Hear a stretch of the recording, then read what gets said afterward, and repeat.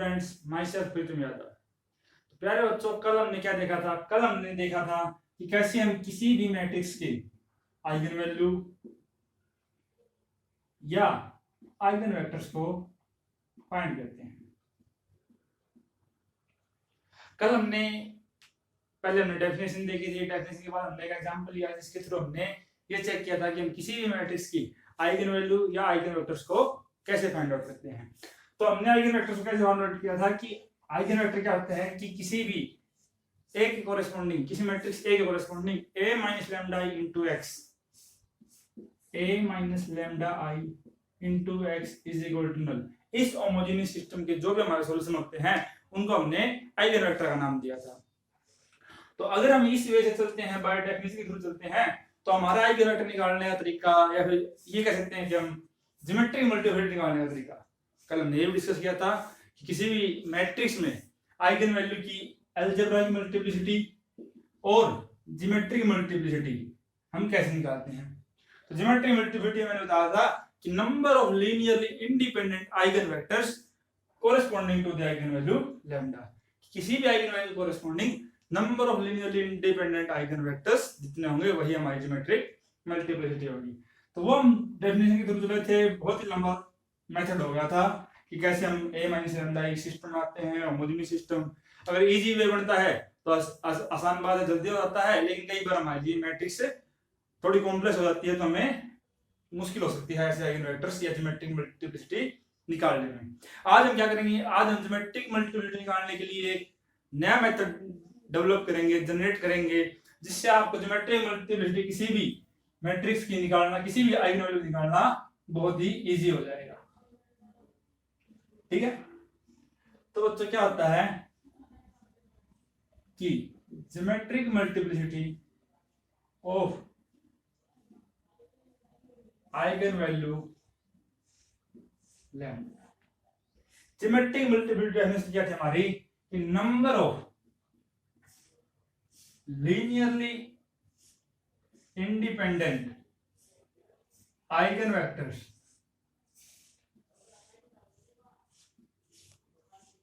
Of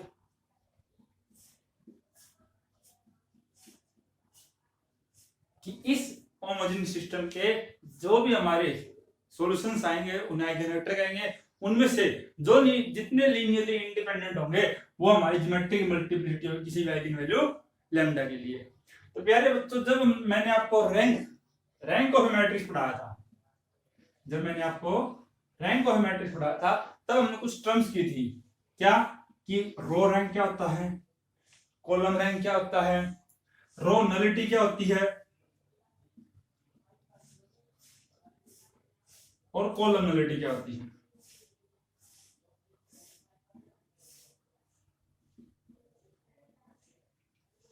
तो वहां पे हमने सीखा था कि रो रैंक क्या था कि किसी भी हमारी m क्रॉस n की मैट्रिक्स के लिए जितने भी हमारे पास नंबर ऑफ लीनियरली इंडिपेंडेंट रो होंगी, अगर हमारी मैट्रिक्स क्या है, कोई भी m क्रॉस n की है, तो जितनी भी नंबर ऑफ लीनियरली इंडिपेंडेंट रोज होंगी वही हमारा क्या होगा, उस मैट्रिक्स का रो रैंक होगा।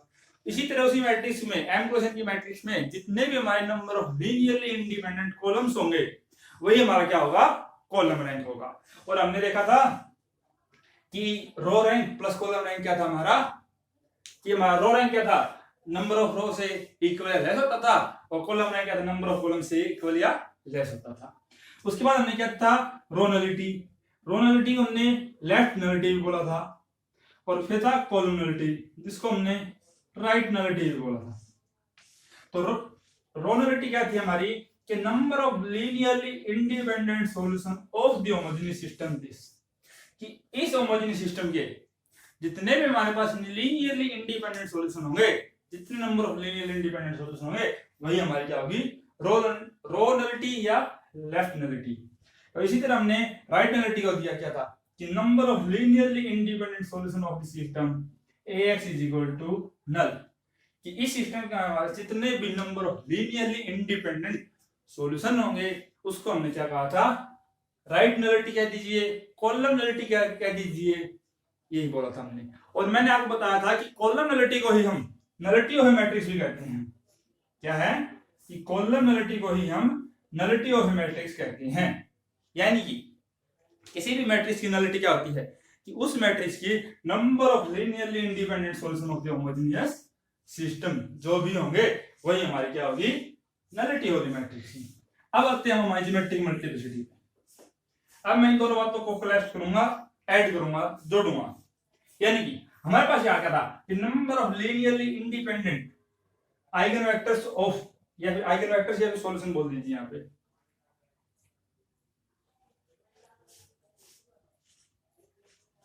लीनियरली इंडिपेंडेंट सॉल्यूशन ऑफ, क्योंकि number of linearly independent eigen vectors थे किसी भी लैम्डा के कोरस्पोंडिंग, और इस सिस्टम के तो क्या थे वो सॉल्यूशन जहां से हमें आइगन वेक्टर्स मिलेंगे। यानी कि जितने हमें आइगन वेक्टर्स मिलेंगे वो यहीं से मिलेंगे, हमने कल सीखा था। तो जितने भी आइगन वेक्टर्स हमें यहाँ मिलेंगे, और उसका क्या मतलब है कि हमारे यहाँ पे एक ही जगह से मैट्रिक्स चेंज हुई है, a माइनस लैम्डा आई। यानी कि अगर मैं इस बात को इस कोलोनलिटी की थोड़ा उसमें डेफिनेशन में देखूं कि number of linearly independent solution of the system a minus lambda I into x is equal to null, तो ये क्या होगा हमारी, ये हमारी होगी nullity of the matrix a minus lambda I. यानी कि ये हमारा हो जाएगा nullity of the matrix a minus lambda I. ठीक है। यानी कि अब अगर आपको किसी भी आइगन वैल्यू की अलजेब्राइक मल्टीप्लिसिटी या ज्योमेट्रिक, अलजेब्राइक मल्टीप्लिसिटी निकालना आसान था कि हमने ये देख लिया था कि कैरेक्टरिस्टिक इक्वेशन में हमारी जो भी रूट्स होते हैं वो कितनी बार मल्टीप्लिसिटी कितनी, उनकी कितनी बार यूज में है, कि 2 बार आया है रूट तो 2 मल्टीप्लिसिटी, 3 बार आया है तो 3 मल्टीप्लिसिटी। लेकिन ज्योमेट्रिक मल्टीप्लिसिटी क्या है, अगर किसी आइगन वैल्यू की ज्योमेट्रिक मल्टीप्लिसिटी निकालनी है तो आज के बाद हम क्या करेंगे, direct a minus lambda I matrix की नलिटी निकाल लेंगे। और नलिटी निकालना आसान है, मैंने आपको सिखाया था कि नलिटी होती क्या है कि अगर हमारे पास कोई n क्रॉस n की मैट्रिक्स है, अगर हमारे कोई n क्रॉस n की मैट्रिक्स है तो यहाँ क्या आ जाएगा, n minus rank of the matrix, क्योंकि रैंक प्लस नलिटी क्या होता है, ऑर्डर के इक्वल होता है अगर उसके मैट्रिक्स है तो। ठीक है, तो रैंक निकालना आपको आता ही है। रैंक निकालेंगे तो स्केयर मैट्रिक्स n में से सब्ट्रैक्ट करेंगे तो क्या जाएगी, उसकी नलिटी आ जाएगी। और नलिटी आने के बाद क्या जाएगा, मतलब हम किसी भी आइगन वैल्यू की ज्योमेट्रिक मल्टीप्लिसिटी को आसानी से निकाल सकते हैं। यानी कि आज के बाद हमें क्या करना है कि geometric multiplicity of eigen value lambda is ये है।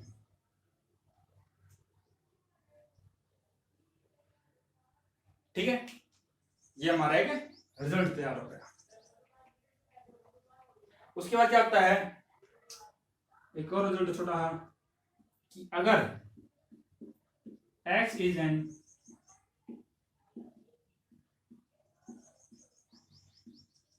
Eigen vector of A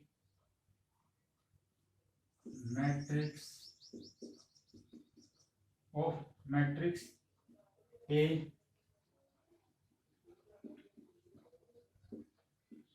corresponding to eigenvalue lambda, then any scalar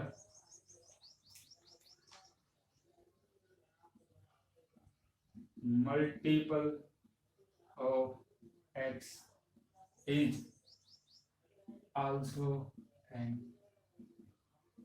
eigen vector of lambda. ये क्या कह रहा है कि अगर किसी भी आइगन वैल्यू लैम्डा के कोरस्पोंडिंग अगर x हमारा क्या है, एक आइगन वेक्टर है, तो उस x का आप कोई भी स्केलर मल्टीपल ले लीजिए वो भी आपका क्या बनेगा, उसी आइगन वैल्यू का आइगन वेक्टर जरूर बनेगा।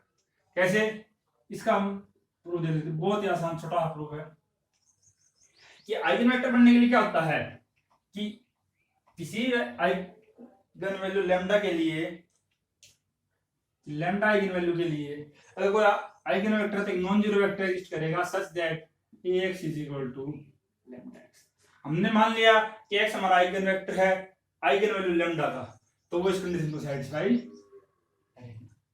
हमें क्या शो करना है, कोई और आइगन वेक्टर है जो स्केलर मल्टीपल है हमारे इस आइगन वेक्टर का, कि हमने कोई भी स्केलर ले लिया, हमें शो करना है कि इसका आइगन वेक्टर है ए मैट्रिक्स के लिए और लैम्डा आइगन वैल्यू का। तो हमें क्या शो करना पड़ेगा कि ax1 is equal to lambda into x1, कि वो नॉन जीरो वेक्टर इस लैम्डा के लिए एग्जिस्ट करे, यानी कि a इनटू x1, x1 क्या हमारा k इनटू x। अब जब मैट्रिक्स से मल्टीप्लिकेशन है, k तो स्केलर है, प्रोडक्ट से बाहर आ जाएगा, k इनटू ax। अब x तो क्या था, आइगन वेक्टर है लैम्डा के लिए, तो ax इज इक्वल टू क्या आ जाएगा, लैम्डा x। लैम्डा फिर से स्केलर है, कम्यूट कर जाएगा,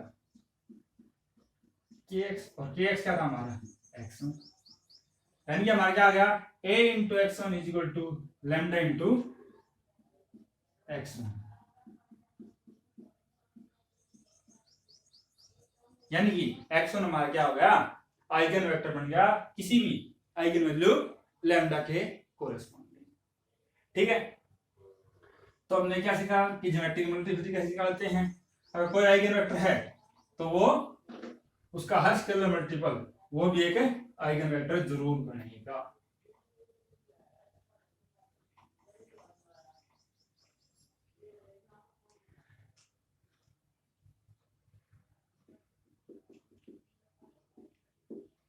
eigen vector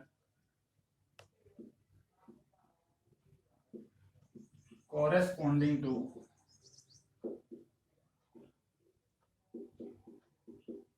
distinct eigenvalues are distinct and linearly independent।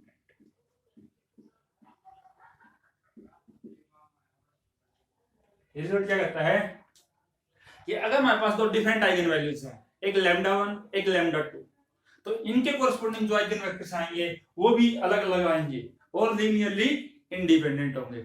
यानी कि ये कहना चाहता है कि कोई एक आइगन वेक्टर किसी दो डिफरेंट आइगन वैल्यू के कोरस्पोंडिंग कभी भी आइगन वेक्टर्स नहीं बन सकता।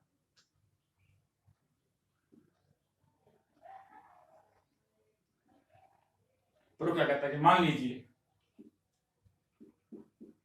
Lambda 1 b2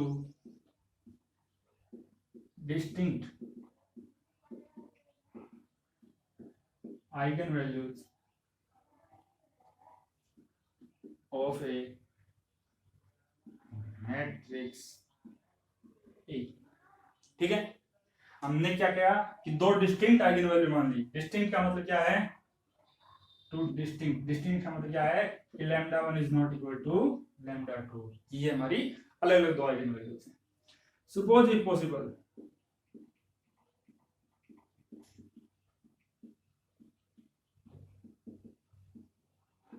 x is the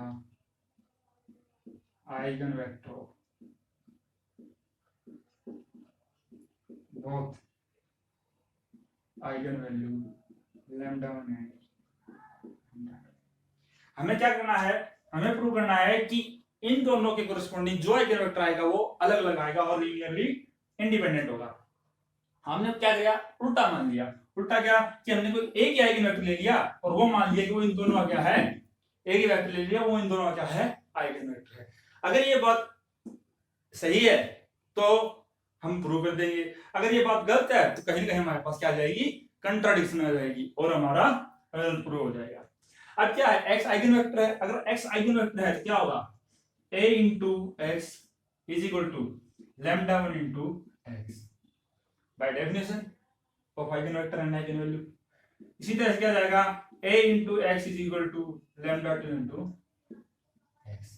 अगर ये आइगन वेक्टर है लैम्डा 1 का तो ये इक्वेशन सेटिस्फाई होगी, अगर x आइगन वेक्टर है लैम्डा 2 का तो ये इक्वेशन सेटिस्फाई होगी।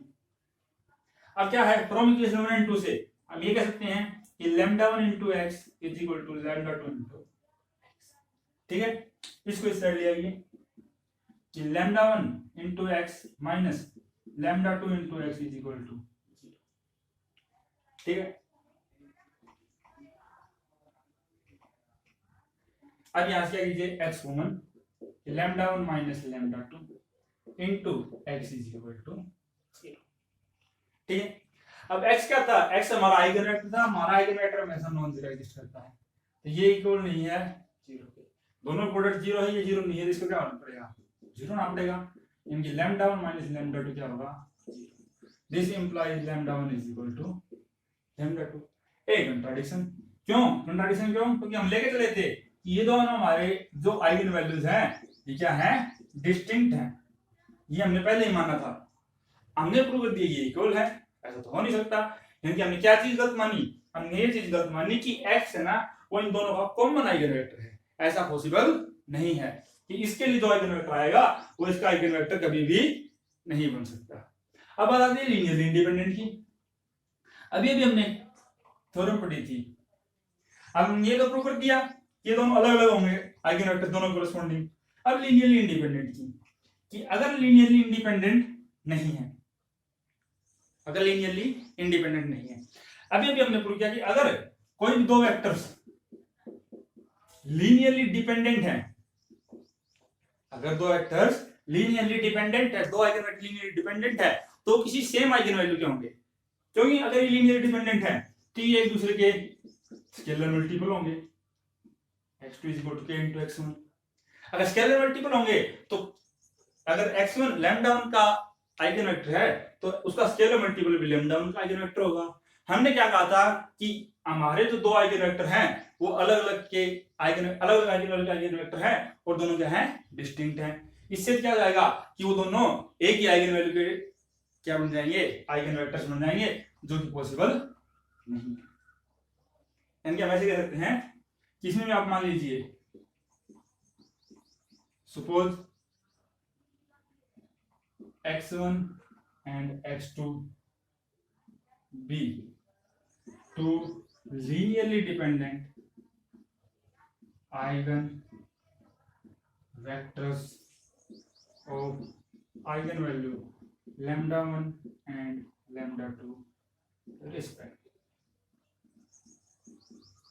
कि लैम्डा 1 और लैम्डा 2 की दो आइगन वेक्टर्स हैं x1 और x2 जो कि लीनियरली डिपेंडेंट है। अगर लीनियरली डिपेंडेंट है तो ये क्या होंगे, एक दूसरे के स्केलर मल्टीपल, यानी कि x2 क्या है, कोई स्केलर इनटू में x1 इसका स्केलर मल्टीपल होगा। अब हम जानते हैं कि x1 क्या है, हमारा आइगन वेक्टर है किसके, लैम्डा 1 के कोरेस्पोंडिंग, और अगर अभी अभी हमने क्लियर किया था कि अगर कोई x किसी भी आइगन वैल्यू लैम्डा का आइगन वेक्टर बनता है तो उसका हर स्केलर मल्टीपल भी उसी लैम्डा का आइगन वेक्टर बनेगा। यानी कि अगर x1 आइगन वेक्टर है लैम्डा 1 का तो k into x1 ये भी आइगन वेक्टर होगा किसका, लैम्डा 1 का, यानी कि k into x1 क्या था हमारा x2, यानी कि x2 क्या होगा, आइगन वेक्टर होगा किसका, लैम्डा 1 का, विच इज ए कंट्राडिक्शन, क्योंकि ये x1 और x2 दो डिस्टिंक्ट आइगन वेक्टर थे, लैम्डा 1 और लैम्डा 2, जो कि इक्वल नहीं थे। हमने प्रूव कर दिया कि x2 क्या है, लैम्डा 1 का आइगन वेक्टर है, जो कि पॉसिबल नहीं है। यानी कि हमने क्या माना था कि लीनियरली डिपेंडेंट बने थे, वो बात गलत है। ये दोनों वेक्टर्स अलग अलग आइगन वैल्यू कोरेस्पोंडिंग डिस्टिंक्ट भी होंगे और लीनियरली इंडिपेंडेंट भी होंगे।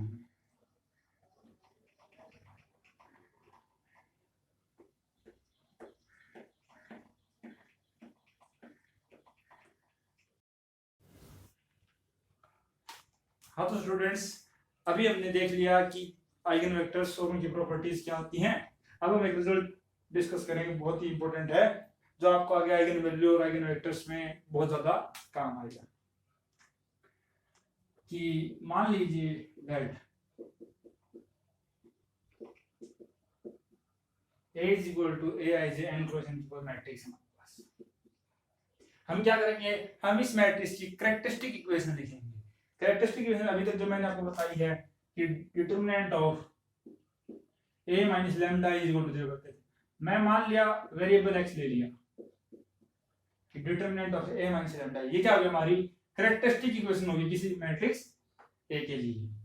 यानी कि अगर हमारी a मैट्रिक्स ऐसी है कुछ a11 तो a माइनस x क्या हो जाएगा, a11 minus x, a12 up to so on a1n. Next a22 minus x a2n, an1 an2 up to so on ann minus x, और ये डिटरमिनेंट और इज इक्वल टू 0। ठीक है, हमने क्या किया कि हमने ए को general matrix a11 a12 a1n a22 a21 a21 a22 a2n an1 an2 ann suppose कर लिया। ठीक है, अब क्या करेंगे, अब हमें डिटरमिनेंट सोल्व करना है। डिटरमिनेंट के लिए हम क्या करेंगे, इसको एक्सपेंड कर देंगे r1 के रूप। तो यहां से हमारे पास क्या जाएगा कि a11 माइनस x। जब हम डिटरमिनेंट निकालते क्या करेंगे, इस कॉलम को छुपा लेंगे और इस रो को छुपा लेंगे, और जो हमारा माइनर बचता है इनटू में वो दिस इनटू में माइनर क्या बचेगा हमारा a22 minus x up to so on a2n। यहां चलते चलते an2 और यहां चलते चलते ann माइनस x। अब ये जो माइनर बचेगा वो क्या बचेगा, n माइनस 1 ऑर्डर का बचेगा प्लस ये क्या क्या मैंने इसके थ्रू। अब माइनस इनटू में दिस आएगा। जब इसकी बारी आएगी तो हम क्या करेंगे, इस कॉलम को और इस रो को छोड़ देंगे। जैसे ही हम इस कॉलम और इस रो को छोड़ देंगे तो हमारी ये टर्म मिस हो जाएगी, ये टर्म मिस हो जाएगी। तो हमारा x कितने टर्म में बचेगा, केवल n-2 टर्म्स में बचेगा। यानी कि जैसे ही उनका माइनस की जो भी वैल्यू आएगी, जो भी प्रोडक्ट आएगी, वो एक पॉलिनोमियल आएगी जिसकी डिग्री ज्यादा से ज्यादा कितनी हो सकती है, n-2 हो सकती है, क्योंकि 2x y टर्म तो क्या हो जाएंगे, यहां से छूट जाएंगी। यानी कि यहां क्या आएगा, terms of x of degree at most n-2। ज्यादा से ज्यादा डिग्री क्या होगी, n-2 होगी, या उससे कम भी हो सकती है।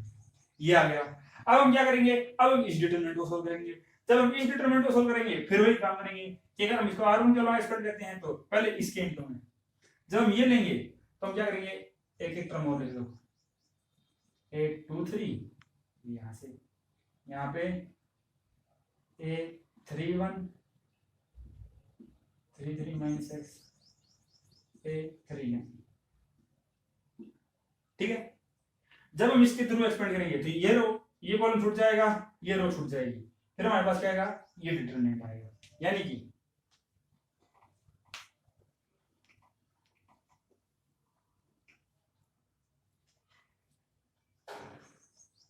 a11 minus x into a22 minus x determinant a33 minus x up to so on a3n up to so on an1 ann minus x plus में क्या आएगा, ये इनटू में। अब इसको छोड़ के जो आएंगी, हमारा माइनस कितना था, n-1 ऑर्डर का था। जब हम सेकंड एलिमेंट को लेंगे तो ये कॉलम छूट जाएगा, ये कॉलम छूट, ये रो छूट जाएगी। फिर हमारी क्या आएगी, कोई भी पॉलिनोमियल आएगी जिसकी डिग्री क्या होगी, n-3 या उससे कम होगी, वो क्या हो जाएगी, इसी में इंक्लूड हो जाएगी। इसमें भी तो सारी डिग्री है, जिसकी n-3 डिग्री है जिस x की, वो टर्म्स इसमें भी तो है कि एटमोस्ट n-2 है, ज्यादा से ज्यादा n-2 है, उससे कम वाले भी सारी टर्म ने इसी में इंक्लूड कर दी थी। तो जो बची हुई टर्म्स है वो सारी जाके इसी में ऐड हो जाएंगी। Plus terms of x of degree at most n-2। समझ में आ गया? ठीक है, अब क्या करेंगे, इसी तरह हम चलते जाएंगे। ये हमारे क्या निकाले थे, हम पॉलिनोमियल निकाल रहे थे, तो हर जगह पे इज इक्वल टू 0। ठीक है, तो ये क्या आ गया, कैरेक्टरिस्टिक पॉलिनोमियल बना रहे हैं। इसी तरह जब चलते जाएंगे तो ऐसे ऐसे a33 माइनस x, फिर हमारा माइनस और छोटा हो जाएगा, a44 माइनस x और छोटा हो जाएगा। अब तो समझ जाते हम क्या हमको जाएंगे ann माइनस x, यानी कि a11 minus x a22 minus x up to so on ann minus x plus terms of x of degree eight most n-2। ठीक है, ये क्या हो जाएगा फिर जब यहां से हम करेंगे प्रोडक्ट कीजिए इनकी, जब हम इनकी प्रोडक्ट करेंगे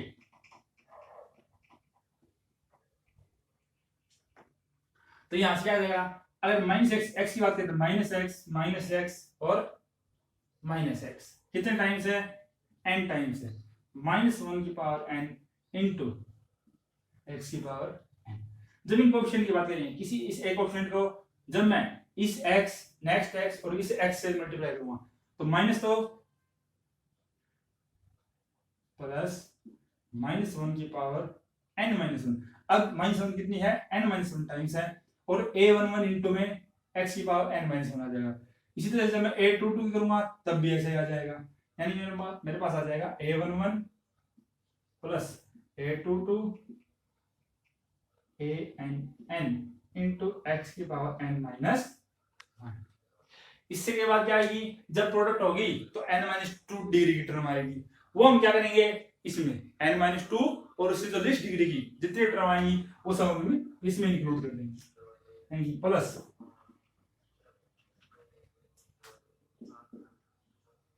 terms of x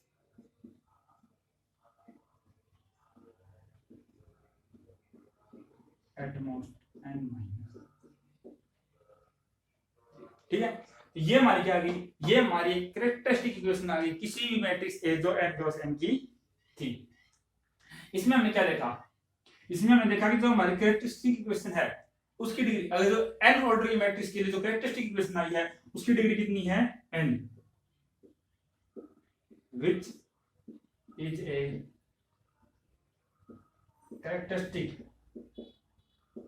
equation of degree n।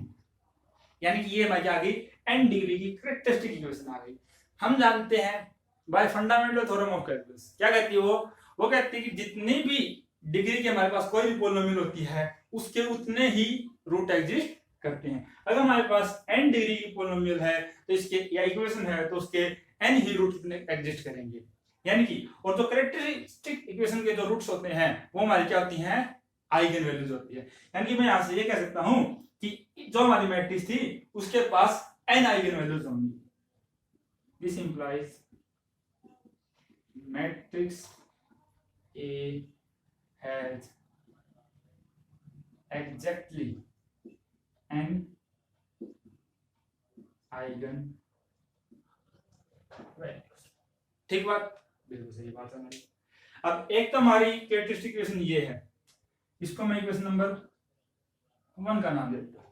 ठीक है, हम एक और कैरेक्टरिस्टिक इक्वेशन बनाएंगे। कैसे बनाएंगे, एक और तो नहीं बनाएंगे, हम ये कह सकते हैं कि हम इसी को मॉडिफाई करके लिख देंगे। ठीक है, यानी कि मैं मान लो cx कह दिया उसका टेस्ट, वो क्या आ जाएगी हमारी, अगर उससे पहले हम मानते हैं ये है, इसके बाद लीजिए अगर λ1 λ2 और λn are the n eigen values of A, then हमारी कैरेक्टरिस्टिक इक्वेशन क्या बनेगी, ये देन हमारी कैरेक्टरिस्टिक इक्वेशन क्या होगी, रूट्स होते हैं उसके, यानी कि x minus λ1 x minus λ2 x minus λ। ठीक है, ये हो जाएगा। तो यहां से ये क्या आ जाएगा, -1 की पावर n। ये जब क्या गया हमने, ये क्या थे हमारे कैरेक्टरिस्टिक इक्वेशन की, अगर कैरेक्टरिस्टिक इक्वेशन थी इसके पास क्या होंगे, n रूट्स होंगे। वो n रूट हमने क्या किए, ये मान ली λ1 λ2 λn थी, ये जो क्या थे इनके n रूट्स थे, इनकी n आइगन वैल्यूज थी। यानी कि हम इस कैरेक्टरिस्टिक इक्वेशन को इन रूट्स के फैक्टर्स में लिख सकते हैं।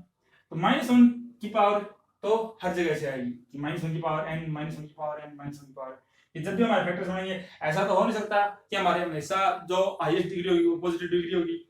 यहाँ क्या है, -1 की पावर n है, कुछ भी हो सकता है, प्लस भी हो सकता है माइनस भी हो सकता है, वो हमारे ऑर्डर पे डिपेंड करता है। ये तो उसके लिए आ गया, और बाकी जो भी हमारी इक्वेशन थी उसको हमने फैक्टराइज कर दिया n फैक्टर्स में, क्योंकि हमारे पास इसके n रूट्स अवेलेबल थे। तो ये हमारे क्या आ गई, एक कैरेक्टरिस्टिक इक्वेशन आ गई। अगर ये हमारी कैरेक्टरिस्टिक इक्वेशन है तो इसमें क्या होगा, फिर हम प्रोडक्ट करेंगे इसी तरह जैसे हमने इनकी प्रोडक्ट की थी कि -1 की पावर n, ये तो अलग से आ गया। अब जब मैंने x की कोई x इंटू x इस बार सभी पॉजिटिव हैं, यानी कि x की पावर n, फिर क्या करूंगा मैं n-1 डिग्री की एक x की वैल्यू और एक λ1 के साथ, यानी minus λ1 plus λ2 plus λ into x की पावर n-1 प्लस, यहां पे मैं ऐसे लिख सकता हूं कि terms of x of degree at most n,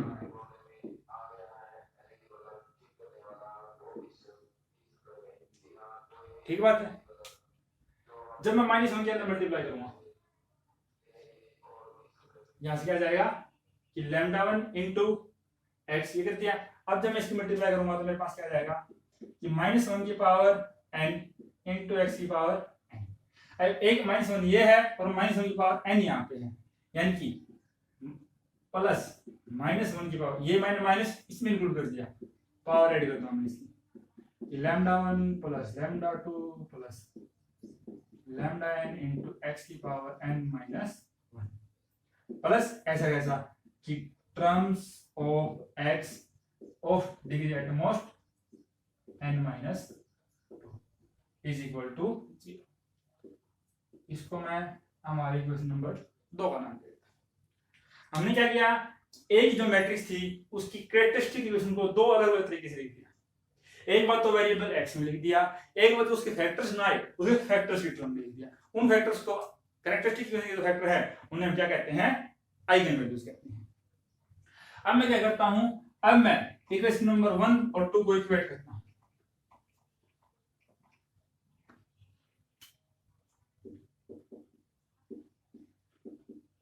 equating the coefficient of x raised to power n-1 in 1 and 2, कि जो ये हमारी इक्वेशन है, इक्वेशन नंबर फर्स्ट ये और इक्वेशन नंबर सेकंड ये, इसमें x raised to the power n-1 इसके कोएफिशिएंट को आप कंपेयर कीजिए कि अगर ये दोनों का इक्वेशन सेम है तो क्या होंगे, इनकी जो x raised to power n है उसके कोएफिशिएंट वो सेम होगा, n-1 डिग्री का होगा वो सेम होगा, n-2 का सेम होगा, सारी डिग्री के जो कोएफिशिएंट होंगे वो क्या होंगे, सेम होंगे। तो हम क्या करेंगे, हम इन दोनों को क्या कर देते हैं, इक्वेट, यानी कि वहां से हमारे पास आ गया -1 की power n+1 into λ1 plus λ2 plus λ। यहां से हमारे पास क्या आ जाएगा कि -1 की power n-1 into a11 plus a22 plus a, ठीक है। तो अब क्या हुआ कि बच्चों ये है हमारे पास -1 की पावर n+1, ये है हमारे पास -1 की पावर n-1। मैं कह रहा हूं कि ये दोनों सेम होंगे, या तो ये दोनों माइनस होंगे या ये दोनों प्लस होंगे। कैसे होंगे, क्या आप n की कोई एक वैल्यू ले लीजिए कि ये दोनों वैल्यूज क्या करती हैं, बाय ए डिफरेंस ऑफ 2 के डिफरेंस में है कि अगर एक -1 की पावर 3 है तो दूसरा -1 की पावर 5 है, अगर एक -1 की पावर 7 है तो दूसरा -1 की पावर 5 है। अगर क्योंकि n-1 और n+1 इनमें कितना डिफरेंस है, 2 का डिफरेंस है, यानी कि अगर ये पॉजिटिव होगा तो आप किसी -1 की 2 पावर कम कर दीजिए वो पॉजिटिव होगा, अगर ये नेगेटिव होगा तो आप इसकी 2 पावर कम कर दीजिए ये भी नेगेटिव होगा। मैं ये कह रहा हूं कि ये दोनों इक्वल होंगे तो हम क्या करेंगे, दोनों को कैंसिल आउट कर देंगे। तो हमारे पास रिजल्ट बन गया, क्या बन गया कि जो भी हमारी मैट्रिक्स थी उसकी λ1 λ2 λn तो क्या थी, n आइगन वैल्यूज थी, और a11 a22 ann ये क्या था, हमारे डायगोनल एलिमेंट्स थे, और आइगन वैल्यूज का सम उसके डायगोनल एलिमेंट के सम के क्या आ गया, इक्वल आ गया। एक बहुत ही स्ट्रॉन्ग इंपॉर्टेंट रिजल्ट तैयार होगा हमारे पास, क्या कि summation I running from 1 to n lambda I is equal to summation I running from 1 to n a I I, यानी कि trace of matrix A।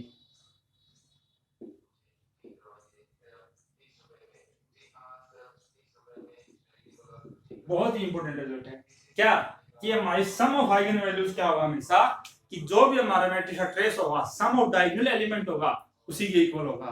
Lambda 1 lambda 2 lambda हमारे आइगन वैल्यूज थी जिनका सम हमने प्रूव कर दिया क्या है कि डायगोनल एलिमेंट्स के सम के इक्वल है, यानी कि उस मैट्रिक्स के ट्रेस के इक्वल है। तो आज के बाद आप हमेशा याद रखेंगे किसी भी मैट्रिक्स की आइगन वैल्यूज का सम उसी मैट्रिक्स के ट्रेस के इक्वल होगा। ठीक है, एक रिजल्ट दिया था। एक तो हमने अभी इक्वेशन नंबर 2 लिखी थी, अभी हमने इक्वेशन नंबर 2 लिखी क्या थी, ये थी कि cx इज इक्वल टू -1 की पावर n x की पावर n प्लस -1 की power n minus 1 sorry n plus 1 था इनटू लैम्डा 1 प्लस लैम्डा 2 ये जो हमने cx लैम्डा की फैक्टर्स में लिखी थी वो ले लीजिए कि cx क्या थी हमारी -1 की power n into x minus lambda 1 x minus lambda 2 up to so on x minus lambda. ये हमारी क्या थी, कोई भी कैरेक्टरिस्टिक इक्वेशन थी हमारी एंटीसी। इसमें हम क्या करते हैं, इसमें हम x की जगह पर रख देते हैं 0। क्या करेंगे, x की जगह पर रखेंगे 0 -1 की power n into minus lambda 1 minus lambda 2 up to so on minus lambda n। ये क्या आ जाएगा हमारे पास, ये आ जाएगा इज इक्वल टू 0, यानी कि C ऑफ 0, यानी कि यह क्या आएगा -1 की पावर n इंटू यहां से क्या आ जाएगा कि minus minus minus n times है तो n into n minus 2n into lambda 1 into lambda 2 into lambda. ठीक है, ये किसी को लगा, ये आ गया C ऑफ 0 इक्वल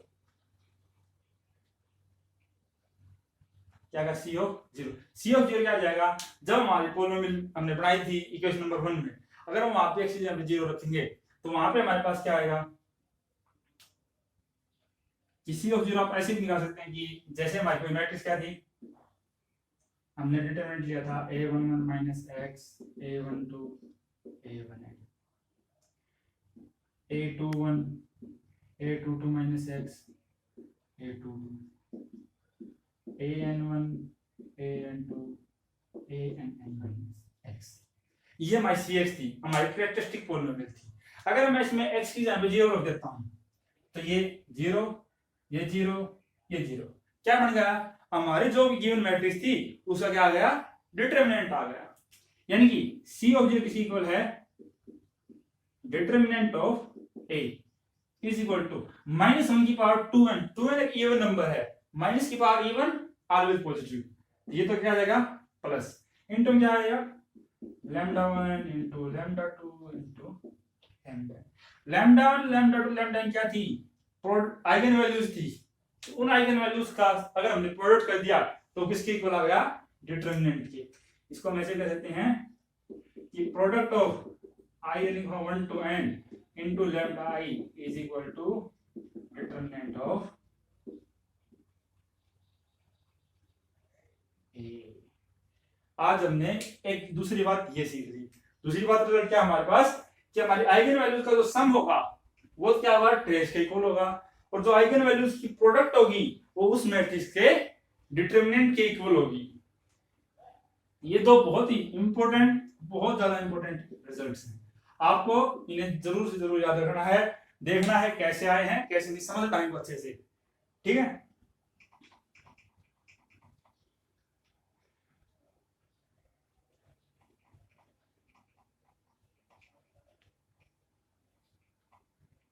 अब जो रिजल्ट किए इनके वैसे एक दो बातें हैं।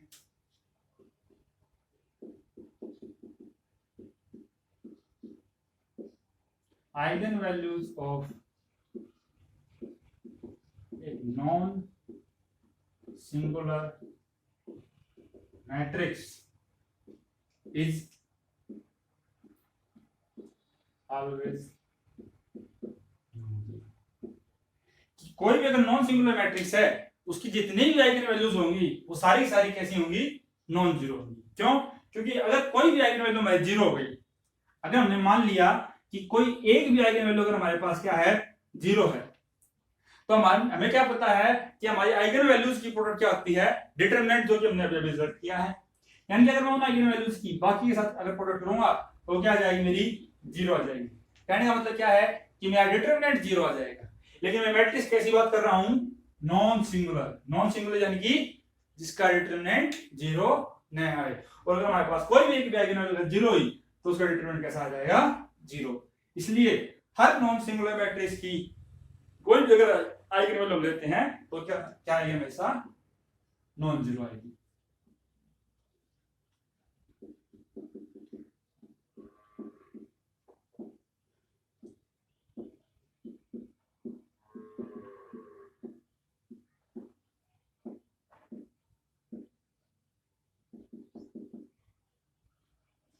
At least one eigenvalue of a singular matrix is zero। कि अगर हम कोई भी सिंगुलर मैट्रिक्स लेते हैं तो उसकी कम से कम एक आइगन वैल्यू तो जरूर से जरूर जीरो होगी। क्यों? क्योंकि अगर कोई भी मैट्रिक्स है हमारी तो उसकी क्या है, प्रोडक्ट ऑफ आइगन वैल्यूज क्या होता है, डिटरमिनेंट ऑफ ए। अभी अभी हमने देखा था, अगर सिंगुलर मैट्रिक्स की बात कर रहा हूं तो मैं डिटरमिनेंट किसी को आएगा, जीरो। यानी कि उन n आइगन वैल्यूज की प्रोडक्ट क्या आनी चाहिए हमारे पास, जीरो। और वो कब पॉसिबल है कि इन n में से कोई एक, एटलीस्ट कम से कम एक तो जरूर से जरूर जीरो होना चाहिए, तभी ये रिजल्ट हमारे लिए होल्ड हो जाएगा। यानी कि अब दो बातें हो गई कि किसी भी नॉन सिंगुलर मैट्रिक्स की कभी भी कोई भी आइगन वैल्यू जीरो नहीं होगी, और अगर कोई भी हमारे पास सिंगुलर मैट्रिक्स है तो उसके लिए एटलीस्ट एक, कम से कम एक वैल्यू तो आइगन वैल्यू जरूर से जरूर क्या होना पड़ेगा, जीरो होना पड़ेगा। ये थे हमारे बहुत ही इंपॉर्टेंट, जिसे हम बार बार हर क्वेश्चन में, लगभग हम हर क्वेश्चन में इसे यूज करेंगे, बहुत ज्यादा इंपॉर्टेंट।